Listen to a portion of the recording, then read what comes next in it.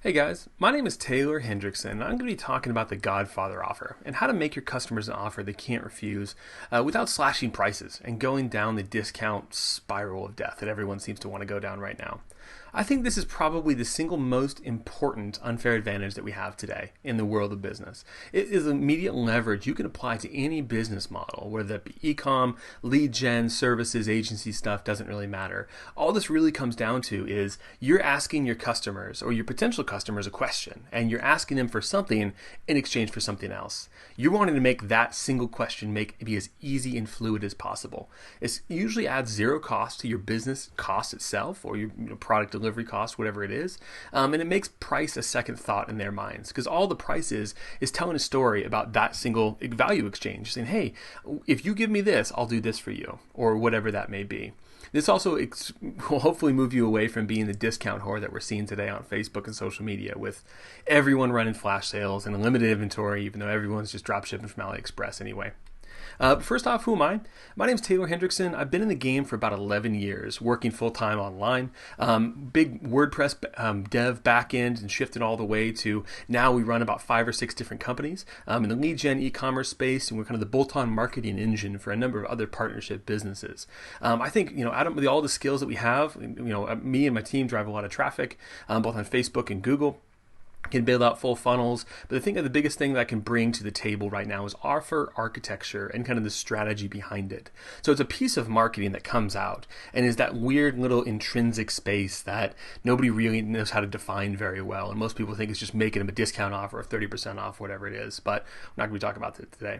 So I run this companies full time. I also advise a couple of private equity firms in the multi hundreds of millions and billions of dollar space, as well as a couple startup funds who are incubators or whatever. So I know a lot because I've seen a lot. I certainly don't know everything, but I'm going to show you in today what we're going to be doing. So first off, what this is not is a bunch of tactic porn. This is one thing that obviously plagues the internet. The nice clickbaity headlines of a 3-step formula to instantly double your odds on Facebook. The old adage goes, teach a man to duplicate ad sets 10 to 15 times, he'll eat for a day, but teach him to understand the algorithm, he'll eat for a lifetime.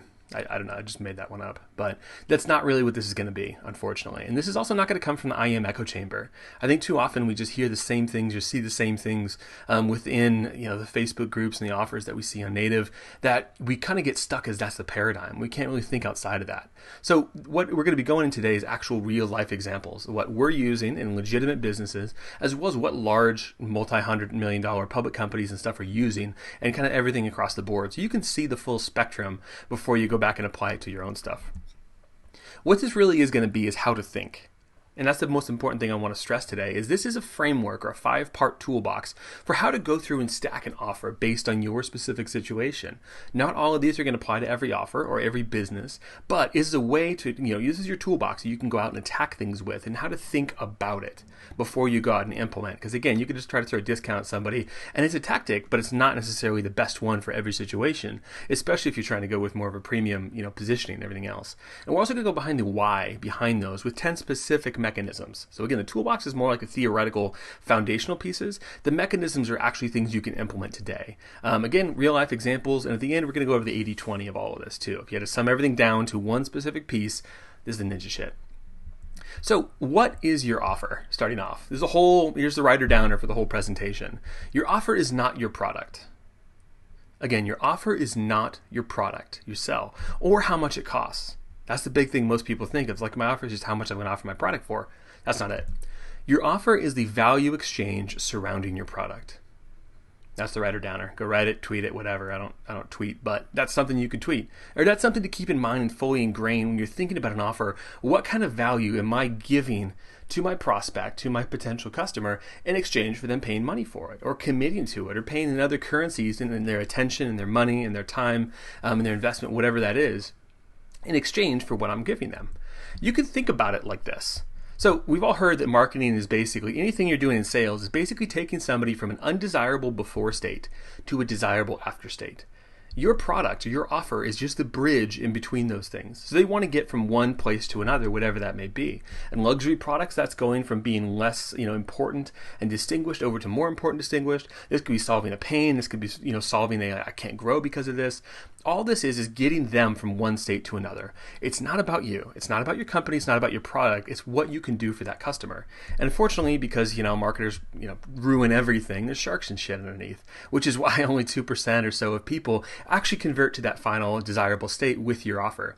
So as marketers, as business owners, we need to deeply understand this specific piece of it. If we can't get them to where they want to go, doesn't matter how cool your product is, it'll just be another neat product or gadget or gizmo that they're not going to really want, or is more of an impulse buy, which will get destroyed and obviously in a down economy like this. So the first step that we're going to go through, the first tool in your toolbox is, actually, before we get there, sorry, jumped ahead of my slides. Let's talk about discounting beforehand. Because again, everybody seems to go through this as their first hammer. They see it, it's like, okay, product not really selling well. Slash the prices, fire sale. Everybody think it's a great deal because we have these images of Black Friday being these amazing deals. But what it really does is slashes your value perception of both your product and your company.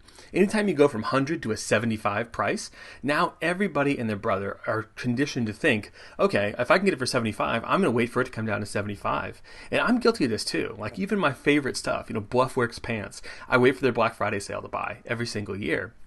I'll never buy retail because of that unless I really need to or really need to get something in.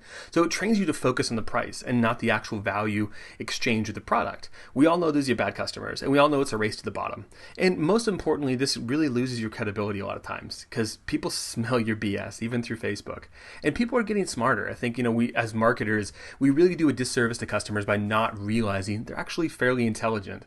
A lot of times they can smell BS from a mile away. So when you go through this discounting, whoring yourself out to flash sales and what everything else people like to go to, just realize you're eroding your company value and making people only think, all right, if you're slashing the price from 100 to 75 or 100 to 50, well, now I think of your thing only as worth half as much because that's all I'm willing to pay for it. Now you're just anchored me at a higher price. I'll never really pay that higher price anymore because you're anchored me at this lower one. So this whole thing is not going to talk about any sorts of discounting. Yes, there are still applications where discounting really works, and I'm sure lots of people will stand by that tooth and nail to say the sales work and everything else. Yes, they do work, but we're going to talk about ways to do it outside of that. So to go back to this, taking them from an undesirable before state to a desirable after state using your offer. The first way to do that is to make your path smoother and easier. Again, all we really need to do is help them along that path, starting off with. The first mechanism of doing that is through a process or pain reduction. So for the most part, there's a lot of these places where or a lot of businesses and models and everything else have these like entrenched ways of doing things. And most of the time, that's a pain in the ass to do, honestly. It usually is in the benefit of the company. Like think of intake forms on websites that are 10 or 15 questions long and require every single title, job description, monthly income, things like that to process. Most of the time that's for the customer or for the actual company itself and not the customer. So the questions you can think through in this whole mechanism is what makes people hate blank? Why do people hate my product? What could make this process easier? Even if it's something that's like, hey, you sell products online to seniors, can you offer cash on delivery here in the US? Like instead of them having to use a credit card and trust you, like if that's a hurdle or an obstacle along your way, how can we make that process easier? So that's a whole thing involved in this offer. So for the people in the US, there's this big giant company called CarMax, and they are the biggest used car sales places in the world. It is a dealership across the United States. And they actually started from an old electronics store called Circuit City. And these guys, again, a big, successful multinational company said, you know what would be a great business? We sell electronics. Let's sell used cars. Yeah, nobody's doing that, clearly, and everybody loves the process. But they went through and realized, hey, if we're going to sell used cars and beat everyone else on it, we can't just do the same thing. Because honestly, they're selling a commodity. They're selling the same damn used cars as everyone else. Same makes and models, not the product. They can't distinguish it in any other way besides the things they can offer the customer that no other used car lots can offer. So they went down and said, hey, we have 50,000 cars in inventory and we'll bring you yours. Most of the time, or again, one of the objections for people shopping for cars is if I go to the car lot, they're not going to have the one I want and the features they want. So I might as well not go, I'll just shop online. This is saying, no, hey, we'll bring the car to you for a very cheap fee. We'll credit it back to your car. We have dealerships all across. If we don't have it at our local one, we'll ship it in to you. Oh, and also, you don't have to haggle anymore. You don't have to go through that song and dance between the sales guy and his sales manager about what kind of deal they can make you. No, there's no haggling, no pressure ever. And you also have 7 days to change your mind, and worry-free driving for 90 days or 4,000 miles cover all system failures and everything. So you just took the objections of, am I buying a lemon? What happens if I don't like it and have buyer's remorse immediately? Do I have to go through and negotiate and haggle with the customer, or the sales guy to do this? And what if my car's not in stock?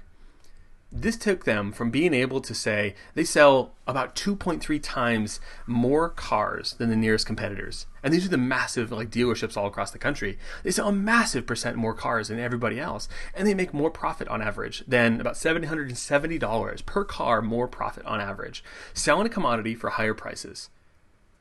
Again, they're selling a commodity item for higher prices that nobody likes to do, but they're figuring out a way to be able to deliver great value through people through their offer, not even through their product or their pricing. So this is a great example of how to use a process of pain reduction to do so. Another, obviously really common example is the taxi industry. It was a pain in the ass. Nobody knew the phone numbers to do. You couldn't hail them. If you're outside of a major city like New York, getting a taxi was a pain in the butt. So along comes a company called Uber. And, while this is, yes, well, no duh, they came up with a great idea, same with Airbnb. What's the price of a taxi right now? If you think about that, it's I don't know. It could be half the cost of Uber right now, and I don't know. Uber can charge me twice as much because I know exactly what's going to happen. My process, my payment's secure. I know the driver coming to me is through this platform, and it's easy for me to do. So for that, just purely that pain and process reduction, I'm going to pay more for an Uber, even though I don't even know the price of a normal taxi cab nowadays. Same for the Warby Parker process too. So they took and realized, hey, if we're going to sell glasses directly online, one of the biggest questions is, what am I going to look like in this? Yeah, you can do the free camera try-on thing, but it's not really that good for the most part. So hey, instead of you having to buy something and regret it and send it back, or only have one choice, because most time in your store you're sitting there trying on 100 frames before you choose the one you want, we'll send you 5 free ones to try on. And a bunch of other companies have now followed through with this. And that's the only place I buy my glasses nowadays, because I don't want to go into a store, get hassled by a salesperson, or even just have to go to a store. I like to work from home, so why not? That's a great, again, process or pain reduction along the way. The second main piece that we're going to talk about, that main tool in your toolbox, is how to make the destination certain. As you see right here, this end fuzzy destination is what most people or most marketers and products and businesses don't really nail down. What is the after going to look like? What piece of your life is this product going to improve enough for you to actually trust me, give me your money, and I'll send it to you, and you hoping that you're going to get it. So what we can really do is, first off, make that very clear. Here's exactly where this is going to lead you to, and if not, we'll make sure that this is the process to get there. So the first mechanism that is a meaningful guarantee. And I'm not talking a 30-day money-back guarantee, because that's standard now. Anybody expects if they're not happy with their product, they can request a refund from customer service, and they're going to get it. If not, they're going to go destroy you online. So if you're not offering that, that's just a standard now. But it does not actually make a meaningful guarantee. So the questions you think about in this mechanism is, how can I put my money where my mouth is around this product, around the service? And how can I demonstrate so much certainty and confidence in this offer that they're just going to bend over backwards and want to do it? So, for an example, one of the companies I worked with a couple of years in the past, they were a nursing education company, and they were against these billion-dollar public companies. That was the standard in the industry. Nobody else offered any sort of training for nurses to get ready for this licensure exam called the NCLEX exam. And these are $500 products. They were not that well made. They were taught by professors, even promoted by professors in all these nursing schools. And they said, hey, if you don't pass, sorry, you can still use our materials. We're not going to take those back from you, but we're not going to stand by any sort of guarantee or anything that you're going to pass this exam where, again, there's somebody who's been working for 4 years and they have one final exam to say whether they can or can't be a nurse after this. And my wife's a nurse, and she went through this, and I saw the kind of anxiety going to, man, what if I don't pass this test? So in coming into this other education company, we said, hey, we think our stuff is so good that if you don't pass the NCLEX your first try, if you go through all the material and you don't pass it, we're going to double your money back. And also, by the way, instead of that $500 price, we'll do 9 payments of $49, because we know you're students. We know it's, money's not necessarily abundant. You just want to drop hundreds of dollars at once, and you can try it out for a couple days and see if you like it. If not, cancel, no worries.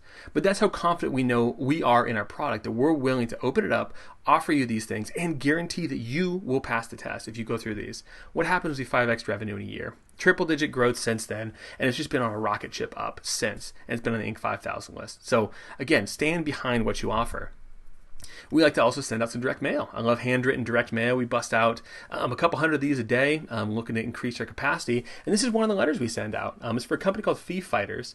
And basically, it's a company who goes through and negotiates your credit card processing rates for you. And we specifically target local businesses. And we'll say, hey, if I can't find you at least $1,000 in savings for your pest control company, then I will pay you $1,000 in cash. Simple as that. So anybody who gets this letter now suddenly realizes, oh crap, another credit card processing company. Now we stand by this and say, hey, we will stand by and pay you these things. That's how sure we are in the price that you are overpaying and we have a better deal for you. Great company called REI here in the United States and probably elsewhere. They're somehow able to sell recreational equipment, outdoor equipment, gear, coats, jackets, things like that at retail prices, which is obscene. You can get a button-up shirt for well over $100. But how do they do that? Like, how does it? Like, everybody else is going through this discount slashing, Dick's Sports or REI or Big Five type of models. Nobody wants to pay retail price for these products, but somehow REI is thrashing everybody. They make $289 million. They gave back. They donated to these charitable causes in 2018 with a 10.4% margin. That is what I estimate. When compared to everybody else, 1.2% is about the average for the recreation industry like that. And they make 2 to 8 times more per store than any competitors. So how do they do this? How do they sell the price for a lot more? They're selling the same things, not even their own brands for the most part, and at much higher prices, and they make much better margins all the way across the board. They do this because up until about a year ago, they had an unlimited lifetime guarantee. If you didn't like your product, if it broke, if it wore out, anything like that, you come back and take it back to the store for exchange, store credit, whatever that may be. So people were literally using a tent for 20 years, coming back and bringing it back and trying to get a refund. They recently had to bring this down to only a year's time. But it's a no questions asked. Like if something doesn't work out, if it breaks, if it's even just like questionable, no questions asked, they're just going to give it back to you. Another great example of this is a company called Shady Rays. I came across them when I was like just Googling online for prescription sunglasses. And I saw this. I'm like, hey, if you lose or break your glasses, they're going to replace them, guaranteed. Oh, that's pretty sweet. Even if I lost them, so it's kind of on the honor system. I remember talking to a couple other people about this. I'm like, what? That sounds really cool. They sell these sunglasses, which again, everybody kind of knows how expensive sunglasses are if they shop on Amazon or if you source them from Alibaba. They're about $2, maybe $3 for these polarized glasses. They're selling these puppies for $48 to $65. So they can go through and like, hey, all you have to do is pay a small processing fee. But what this does is eliminate the surety of like, hey, what if I lose them? What if I break them? That's why most people don't buy expensive sunglasses, because of those two reasons. It's not worth it to keep replacing them. These guys will do it automatically. And I guarantee you they're probably profitable on that exchange processing fee also. So the next part of this whole thing is how to make the destination more reachable. So again, most of the time when you're asking somebody to go from this undesirable before state to desirable after state, you have this big gap that needs to be jumped by them, or needs to be like, you need to trust them to walk over your bridge on sharky waters. How can you make it so instead of like all that distance, you can say, no, we're just going to go a little bit. We don't have to run 100 miles. We're just going to run this first mile first. And then after that, we can look at the next mile, and then next mile, and next mile, and after that. So one of the mechanisms we use for doing this is something called splinter offers. So you take your core product and be able to say, hey, here's everything we offer. We're going to slice off a tiny little part of that and offer that in the front end. It's not a discount. It's not like you're offering like, hey, introductory rate of this, and then it jumps up to this. It's saying, hey, we think our whole product is amazing. We're going to take this one piece of really high value that we can slice off, a small piece, and be able to offer it for an easy, low price, or mostly a low friction offer. So most of the time, like your offer is big and it's kind of confusing of like, we're going to take this, we're going to do this, we're going to go through all these different steps. It's a big chunk to swallow. Again, every time the guy who wrote Story Brand, slipped my name right now, had a great analogy of anytime you're trying to get them to believe something about your product, your service, is like handing them an 8-pound bowling ball. They can take one, they can maybe take two, but it's time they get to 3, like their arms are full. So what this does is take and say, hey, now all that stuff aside, yes, we can go and do all this stuff once we have trust later down the line. We can look into that $25,000 service. But up until now, I'm just going to take a little piece of what we do and offer that to you up front so you can test it out and see kind of what the working relationship, what it looks like and feels like. And hopefully in a very easy or low friction offer with one tiny deliverable and one thing they have to believe. So, big company, again in the US, called 1-800-GOT-JUNK started off. And they basically had an offer. When everybody's switching over from those big old junky box TVs over to this new flat screen and plasma TVs, they basically made an offer and say, hey, we'll come take away that old obnoxious TV. We'll send 2 guys in a truck out. We'll take it away for like 20 bucks, 25 bucks. I can't really find the price now because everything's been like mowed over, but that was a huge offer. Once they get there with a truck and two guys and they show up and like, hey, we'll haul this, most time is that sitting out in people's garages. They haul it out of the garage and they'll say, hey, that looks like some junk over there too. You want us to haul that out? Well, sure, you guys are already here. You got the truck and everything. And they start just like pointing. And you go back and look at the commercials. They relish the fact that all you had to do as a homeowner was point at what you want removed and it was gone like that, just like disappeared because these guys were here. So that helped them grow into a multi-$100 million industry or $100 million company after that with just a simple low barrier to entry offer with something that like, hey, I don't have to figure out, okay, these guys are coming. I need to get all my junk out to the garage. It's going to take like days of work to make sure everything's ready by the time they come because I want to pay for them to come twice, blah, blah, blah. Just made it so it's a simple no-brainer offer for them to say, yes, I want you to haul my TV for 20 bucks, 50 bucks, whatever that was. We are in the tax relief space also, and any sort of legal niche will know this also. Most of the offers that people throw out there, especially most companies, are get a free consultation. Get a free consultation, blah, blah, blah. This is about as appealing for most people as getting a tooth pulled at the dentist office. Why would I want to call in and get hassled by a lawyer who I know is going to try to pitch services to me when everything's just going to be a free consultation? We took that and said, hey, instead of this huge, like, when our fees run in the thousands of dollars, we're just going to take a splinter of that. We know, like, I've been talking through them. I know the process of, they took this initial offer of like, hey, what's the first thing you guys do? Well, we make sure we get a collections hold in the IRS, file a power of attorney, do this, this, and this. Like, what if we could take that little front piece and just do it for a very specific price? So we offered, hey, we'll stop the IRS and put a 60-day collections hold in your account for only 29 bucks. That'll stop the wage garnishment, stop the bank levies, and stop the IRS in their tracks for a full 60 days time. This has allowed us to scale a lot of the places where it's not just like directly query based and onto a lot of the social platforms to be able to offer something that nobody else is able to offer. So the next mechanism as a little drug dealer piece. Just try a little bit. It'll get you hooked.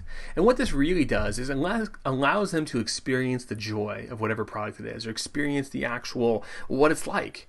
And then you're able to say and take that away and say, what does it now feel like that you don't have that anymore? What is this product like now, like you tasted it, now you really want some? So great example of this, whenever you sign up for a baby registry at Walmart, they send you this beautiful box of samples, free stuff. They're going to send you, just for registering for their stuff, they send you this whole box supplied by all these different places, because guess what? They want to get you hooked on Pampers. It's just a little bit of crack sprinkled on there, because yeah, you want to use Pampers brand, not Huggies brand, which by the way, don't buy Pampers. Huggies is way better. But side note, it's parent shit. But this is a great example of how you can get somebody hooked on stuff right when they're first starting off. I remember we got in the mail, we got a simple size of formula delivered as soon as we had our first child. It was incredible that, like, wow, first off, creepy, but secondly, they're really trying to get you hooked on this one specific brand beforehand. They're spending, multiple dollars per every single person to get this out there.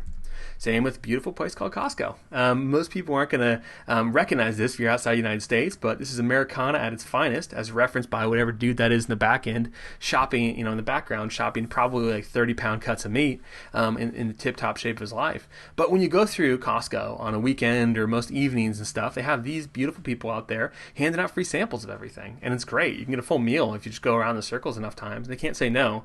But what this really does is a lot of times just introduces you to new products by being able to taste it.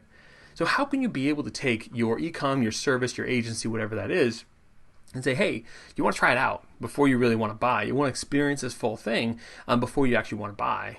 Usually it's a great way to do it if your product's of quality, obviously. Next thing we're going to go into, how can we taking them again from undesirable before state to desirable after state?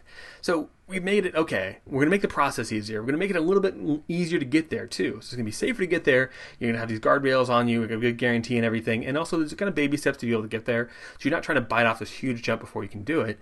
But in the end, that desirable after state is the one thing that, again, marketers aren't necessarily really super defined about. So how can we make that more attractive? How can we say, hey, at the other end, there's not just another place you got to go walk miles afterwards.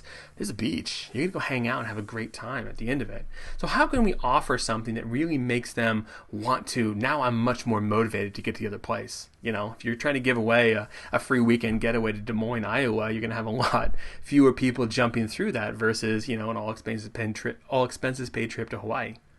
People are going to do a lot more for that attractive in-state, even if the path there is a lot harder, a lot more expensive. So the fifth mechanism on the way, almost halfway there, is give them the thing they actually want. It's a no-brainer. It's kind of baffling, but most of the time, as marketers, as business owners, we're selling broccoli. We're selling preventative things. We're selling process. We're selling work. A book is work. A course is work. All these things, even though they're aspirational and they're kind of like scratch an itch temporarily of anxiety, they don't actually want those things that you're giving away. So, Perry Belcher talks about this as a premium. There's a lot of other places that use this to be able to try to get people on board for selling whatever thing they want to buy. So, what is the thing that would make your audience say, whoa, that's freaking awesome. How can I get that? What's the hole that they're actually looking for? If you're selling drills, you're not actually selling drills. You're selling holes drilled in whatever thing they want to drill a hole into. So what is that thing you can offer them that's actually something they really want to think about and hold? And how can I make it all about them too? Again, it's not about us. It's not about anything we can do. Our product is just a bridge to get them from point A to point B, and that B being a desirable after state. So NRA does this well. A little West Coast gun-toting American yeehaw. NRA is basically saying, hey, a membership to the NRA, that doesn't really deliver any value besides you can now put an NRA sticker on your car, but if that's really a motivator to you, you're probably already a member of the NRA. But they said, hey, as your free welcome gift, again, this is their whole landing page you come to, and then you scroll down to actually sign up. We'll give you all these, you can choose between a knife or a duffel bag or a hat, bunch of different stuff you can do. It's the thing they actually want. Say, oh wow, that's a pretty cool looking knife. Yeah, sure, I'll do that. And like the membership is very much an afterthought. The Sports Illustrated football phone is another great example of this too. Here's another one from Survival Life. They say, hey, your order's not complete. Do you want the #1 tactical pen? You can add to your order. Wait, there's a one-click upsell. You get this $119 tactical pen along with it. I've seen knives in here. I've seen a bunch of other things when you join this membership. No obligation, $17 a month type membership. So forced continuity, a little bit shaky, whatever it is. But this is the thing they actually want. They don't want to buy work. They don't want to buy another membership. Same, going back to the tax relief space, most of the time it's, hey, give us your information and we'll probably hound you. We might sell your information to 4 different companies, and then you're going to get called repeatedly until the day you die. You're going to hate our industry. Instead, we said, hey, instead of that, we want to offer an idea of your personal situation. How can we make it about them? We say, hey, we'll take, based on all of our data in the back end, we'll give you an estimate of how much you can save, which IRS programs you may qualify for, and then what you should do next afterwards. It takes about 59 seconds, and we'll ask a series of questions to kind of know where you stand. This is an amazing tool. It makes it so people actually want to fill out an online form instead of just like, if I fill this out, I know I'm just going to get hounded. And everybody's kind of getting to that point also. Another digital product company that we worked on in the past, again, depends on the relationship space, not necessarily the most industry you want to go tell your mom about or your grandma about, but hey, company was making a bunch of money doing it. So we took this idea of, hey, instead of this 5 tips ebook, whatever it is, we said, hey, what are the chances of actually getting your ex-boyfriend back? And this is the burning question that every teenage girl coming to this site who had deep anxiety about her ability to get their ex-boyfriend back was, their mind was racing on. It's like, can I get him back? What's the chances? All this stuff. So we put out a 30-question quiz, and it crushed it. Front-end conversion rate was insane. We used it for front-end paid traffic and everything else. It was the perfect segue to either both pre-frame the questions that we were getting to, or the solution that we were getting to, as well as give them some specific information on kind of a weighted system of all right, based on everything we've seen on your age, on their age, on how the situation, everything else, here's what your chances are looking like. So it's a great offer to give them personalized information on that. Next mechanism for making the destination more attractive is how can you use high-end or exclusive offers to do this? And what this actually really comes back to, any sort of luxury product or high-end product that people are trying to pitch, all it really is saying is what does this say about them as a customer? They have high taste, they're able to afford it, they're successful, they're doing well, they're valuable is what they're really looking for. So how can you sell jealousy and whatever it is? Or how can you sell the fear of missing out? There's kind of different mechanisms for every person based on what they're really motivated by. But for most high-end stuff, this is a great way to think about it. Obviously, if you have a name like Gucci, you can sell a swimsuit that you can't even swim in for $380. And guess what? It's sold out online. You can't see it behind my arrows because my face is in front of it, but it's sold a $380 swimsuit online that you can't even swim into. Supreme made a brick. They're selling bricks and garbage cans and just random stuff. And I think for the most part, they're just trying to figure out what people won't buy that they slap their name onto, which is kind of a silly, sad look at what people are going to. But they're able to throw $380 at a single piece of fashion wear. What does that say about them? How can you make that exclusive? So obviously, Gucci is exclusive. At least it used to be. What other ways can you make it so this is a limited edition thing, this is a limited release thing, or I'm special. You should be jealous of how special I am. There's about 2,238 barbecue restaurants in Texas as of about 2015 or 2016. That's the last number I could find. But why does this place, kind of a dingy looking place in the middle of Austin named Franklin's, why does this make people line up around the block for anywhere between 2 and 4 hours before they open?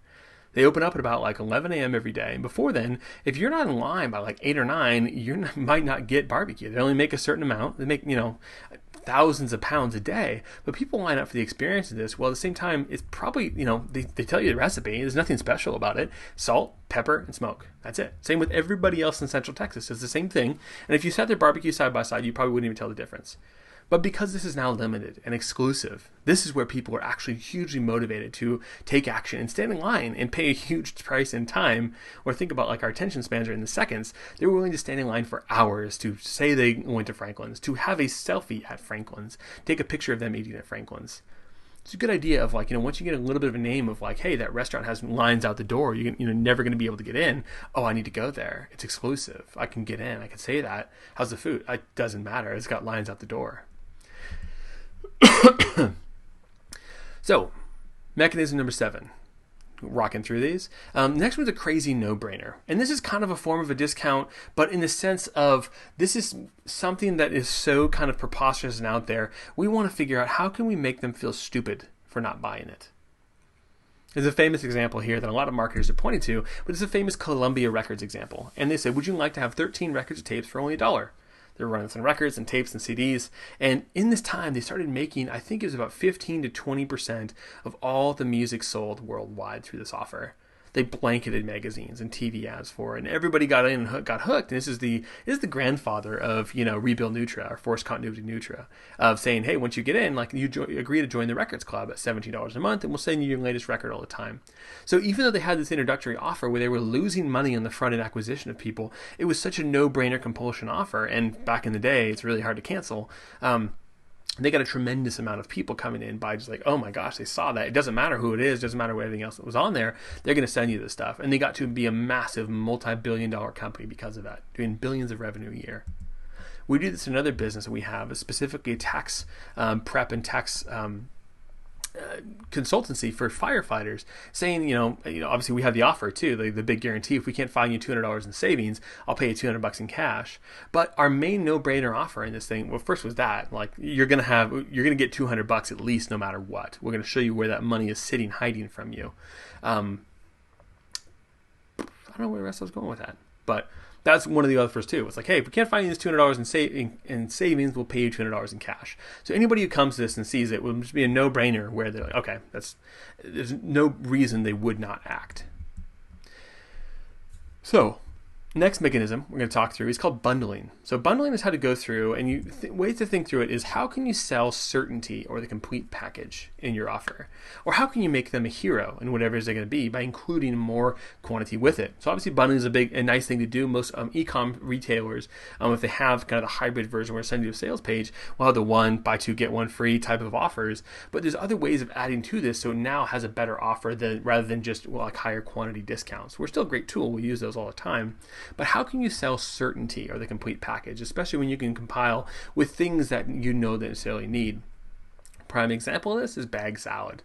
Anytime you go to the grocery store, you see these little puppies, and it probably costs about $1 for the lettuce if you bought it retail, another 20 cents for the Caesar dressing, and another 10 cents for the croutons and cheese, whatever it is. Somehow they sell that thing for $5, which is like a 3.5 times markup for the same freaking stuff in the middle. But because you now have to say, okay, now I have everything I need in one, I'm willing to pay a premium for that thing. You think of the same thing with, a component type pieces. You can go buy a single component, or here's the entire package. Everything you need is right here. You don't have to worry about anything.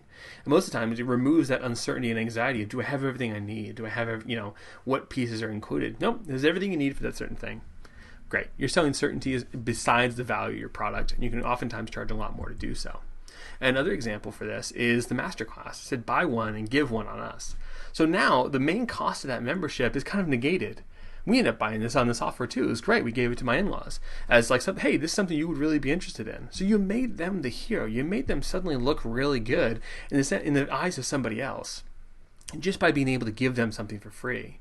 to include with it. We often do this with physical products too. It's like, hey, buy one, and then we're also going to include one for you to give to a friend to help them out, and they can solve the same problem you're trying to solve.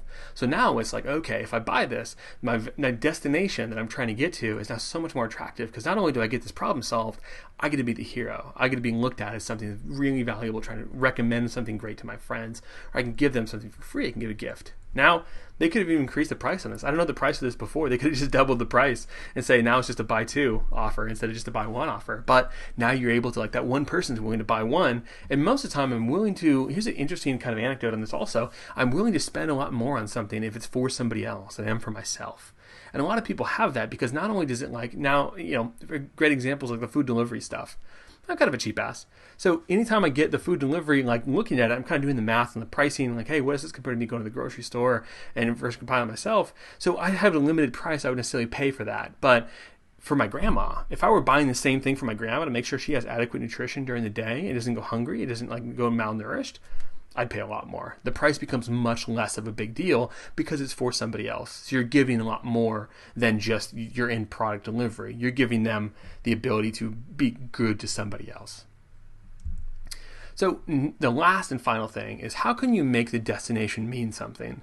Yes, you can make it attractive, but oftentimes that's kind of a first level desire or need for somebody of like, oh, that seems nicer than it was before. Obviously, it's got palm trees and stuff. But a trip to the beach is great, and it can be really fun. It's nice to sit and relax, but what is that worth? It's actually the great memories of you and your family going to the beach. As a father, having kids now, it's like I really relish and look forward to those times, those memories you can make, and looking forward to going to the beach, having fun playing in the sand, being able to see, like, catch a crab and watch my son go nuts over it and talk about it for years and all those different things. Like, my parents still tell stories of all these vacations where they did that. So the vacation itself then becomes kind of an afterthought. The price itself then becomes an afterthought. How can we make that thing we're selling, or the reason for somebody to go across this bridge over shark-infested waters, mean something more? Be not only attractive, but mean something a lot more than it is before. So the first way we do this is through a mechanism I like to spit is, what is it worth to you? What's it worth to you? And the question you say is, like, how can we make them put a price on the pain of not doing it? What's the cost of necessarily they're in, or the cost they're already doing it? And what's also the price on joy? How can you give them the joy? Or what is that joy worth to them in the end? One thing we have is some home security products. So how much is stopping a home invasion worth to you? Sure, you can put statistics on the average burglary costs all this, but what's the cost of the emotional trauma? What's the cost of the ongoing fear and anxiety for your family? Or God forbid there's an assault or violence on somebody. What's that going to cost? Now you can solve it for the simple product that costs less than a fast food meal. So suddenly you just took the price and made it irrelevant, because they're price anchoring off of not only thousands, but also all these really tough emotional pieces they can carry with somebody for a long time. That scared little boy showing the prime example of it. You can also shift this around to the joy side. How can you give the joy and the confidence of a home run?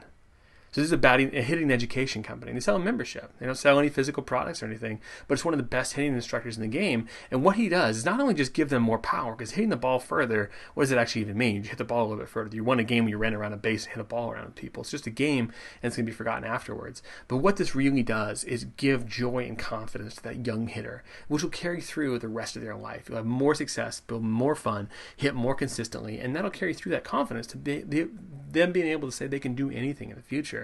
And by the way, something a $400 bat can't buy. So we're initially price anchoring high. If you're already trying to buy things and do things with that, your alternative is you can buy a $400 fancy, new technology bat. That's not going to fix a $4 swing. That's one of the lines we use too. It's great. So next one is going to be able to use price anchoring. And there's ways of doing that too, where you're able to say, not necessarily just like, here's where our competitors are and anchor it down, but most of the time it's like, what are they already spending on? What are the price of those alternatives that they're already doing? So either what are they spending on already around this subject to make it look small in comparison? What's the price of some of the alternatives they're doing to try to get to the same destination? If they're already crossing this other bridge, it's way more expensive. How can we position our product as a lot more of like, hey, you're already doing this other alternative, it's a lot more expensive. Or what does the cost of failure look like? Again, if you don't do this, what's the risk? What's everything involved? If in the Star Wars saga, if there wasn't an actual like evil Death Empire, the Empire and Darth Vader going through, that could, the risk of them not destroying the Death Star, where the whole galaxy is going to be taken over. If that wasn't there and it was just like Luke running around with Yoda, it wouldn't be a very interesting movie. So what are the stakes? And this is really setting the stakes of kind of what they're up against for doing or not doing whatever that thing is. So price anchoring can be held in a couple different fashions. Going back to the baseball example, the hitting coach is, you already are spending about $3,700 per year on travel baseball stuff between everything else that's on average all the way up to $8,000. But how much is that game-winning hit worth? Would you pay the whole season for just one of those hits? The look of joy and elation on that kid's face when he comes back and has done that thing. You already spent $400 on a new bat, but it can't fix your $4 swing. Our lowest price is $74. You can get started for $1 today. So we're walking all the way down to first off, what's that worth? What would I pay for it? Thinking of putting a pain or price on the joy, but now bringing it back to here's what it actually costs. It's a fraction of that. In the tax prep company, again for firefighters, for ladder tax, we try to figure out, first off, most people use TurboTax. Most people use this free, guaranteed $0 file. It's pretty damn hard to compete with free and try to make any money at it. In fact, it's almost impossible sometimes. Or even H&R Block, who charges $60 or $70 to file their taxes. But the way we position it is realizing, okay, you can go to these places and file for free, but it's going to cost you a lot more, actually, because they're only just going to file your paperwork. They're not going to help you actually plan for your taxes or help you save on taxes right away. Most of the time, they're just going to be this one-size-fits-all system, and by the end of it, it was free, but you paid $500 extra in taxes than you should have. So how free is that? So we're able to say, hey, even though now our price doesn't necessarily matter, as long as your savings are going to be much higher than that. Most time we have ways of saving people anywhere from $3,000 to $5,000 on their taxes.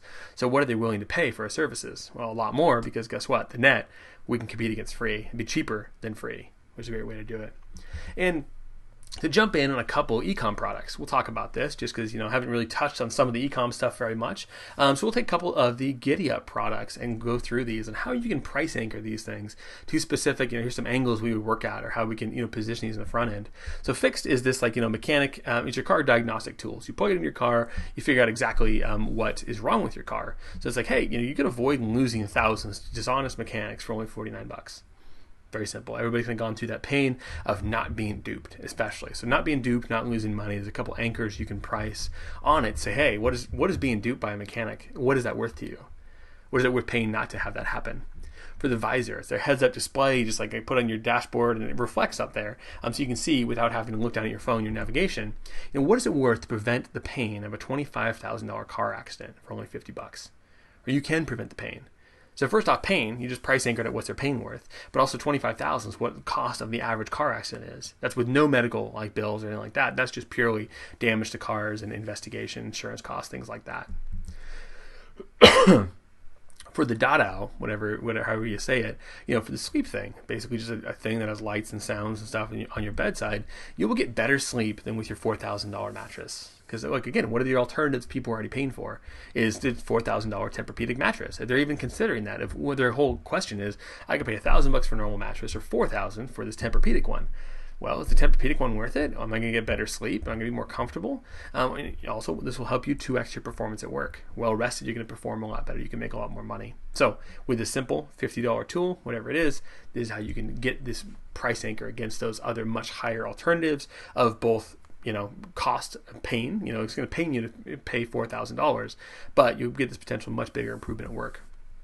And lastly, this cool thing called the neck hammock. This is basically $1,000 of chiropractor visits for $49. This will adjust you at home and get rid of the same pain of you're already paying thousands to go to a chiropractor and take your time to do for only $49. So you might as well try it before you really get into everything else. So those are the 5 mechanisms. And now we're getting into the ninja shit. This is the 80-20 of if you didn't pay attention to anything else in this whole thing, if you just want to figure out how can I really get down and motivate people to make it a impulsion to go out and buy, just to get the ferocity of Chris Farley in there, is how can you address the level 3 objections, insecurities, and whys of the audience? And this goes back to your branding, your positioning, your strategy, and everything else to figure out, yes, there's this top level thing that you can sell, but what is that actually doing? What are people actually buying these things for? When they say they want something, when they're looking to buy something, what is that actually answering to? So for the nursing education company, they were looking for, hey, I'm not very good at pharmacology. I want a study guide. Well, why do they want a study guide? And again, you can ask the question you get down. Usually takes about 3 or 4 whys to get there. Why do you want a study guide? Well, I want to know I'm going to pass the test, for sure. Well, why do you want to pass the test? Well, I just invested 4 years in nursing school. I don't want to let my family down and be embarrassed. So the more you know that like underlying anxiety, that like gut churning, acid building thing that keeps them up at night, then on the top, it's you have something you can really message to that's like, hey, best pharmacology study guide. It's 100 pages. Well, guess what? Ours is now 200 pages. Does that actually help solve that deep internal core issue or not? Or can it be 20 pages? We want to solve those level 3 whys and insecurities before we ever solve the level 1 ones. Same for the baseball hitting instructions. I want drills to help teach my kid to hit better. Well, why do you want that? I want to see them do well and enjoy the game. Have fun out there. It's great. Well, why? The thing they probably won't say, but that really is internal, is I want to feel good about myself as a parent or a coach. I want to know that I did well. I want to see my kid's success is a direct reflection of my parenting. And most parents will tell you that, whether they realize it or not. They want their kids to do well because it looks good for them. I'm so happy that my son is super smart and advanced for his age. Like, why does it doesn't make a lick of difference for me besides him maybe being able to wipe my diaper when I'm older. But what it really does is reflect back on I'm valuable as a parent. I'm valuable as a father because he is doing well. And same for somebody who wants to buy organic baby food. I didn't buy organic before we had kids, and guess what? Now we buy the more expensive hippie baby stuff because I want healthy food for my kids. Well, why do you want that? Why do you care? Same food for the most part. Well, I want my kids to be healthy and smart and successful because, again, I want my kids' success to reflect on my parenting and my love for them. Or what's your deep anxieties? When you go to like luxury products, for example, what does that say about your insecurities of, I grew up poor. I want a Rolex. I want a Lambo. I want everything else because I want people to view me as successful. The car is still going to get you from A to B, and you still need to obey the speed limits. And most of the time, the Toyota Camry is going to be a much better option than that Lambo for you. But I want to be viewed as successful because I want to validate and show to people that they were wrong about me. I made it. I'm worthwhile. I'm valuable, and I'm worthy to be loved. So the more you can make your products, whatever service, whatever thing you're selling, your offer, answer those level 3 insecurities, or even keep them in mind when you're writing things to understand what's really going on in the subconscious of people when they're reading that. And the more you can echo, you're going to be a great parent and your kids are going to do great and it's going to look great and feel great to you. Buy my product. Doesn't matter what that product is at that point. It could be education, could be food, could be anything else. You're solving that deep core level 3 insecurity and desire. So we took you, this whole thing to wrap it up, we took you from basically, hey, there's shark-infested waters. You know where people are starting out. You want to get them to where they want to go, which is kind of fuzzy. Most people don't say no. So you need to either make the path smoother and easier to get there, make it obviously safer for them to go through too. Make the destination certain, that they know for sure what thing they're going to and the reason to walk over these infested waters. You want to make sure the destination is more reachable for people. So how can you make those baby steps along the way to work people up and build this relationship over time? Then how can you make that destination more attractive? How can you say, hey, that's a great, I really want to go there. And last one is, how can you make this mean something for somebody? Mean something more and something deeper.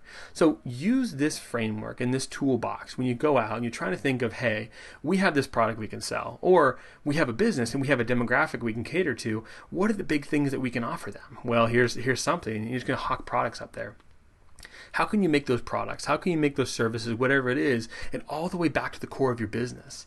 How can you make that something where it's easier to get there? It's safer to get there, and getting there for them is much more impactful, more meaningful, more attractive. So thank you very much for you guys' time. You can reach out. I don't necessarily know. I don't have an offer. I don't have a course I'm trying to sell or Hawk and Guru stuff because we're running our own stuff. But reach out on social media. I'm only on really Facebook or email. You can get a hold of me. But thank you very much for your time, and go out and make an offer they can't refuse.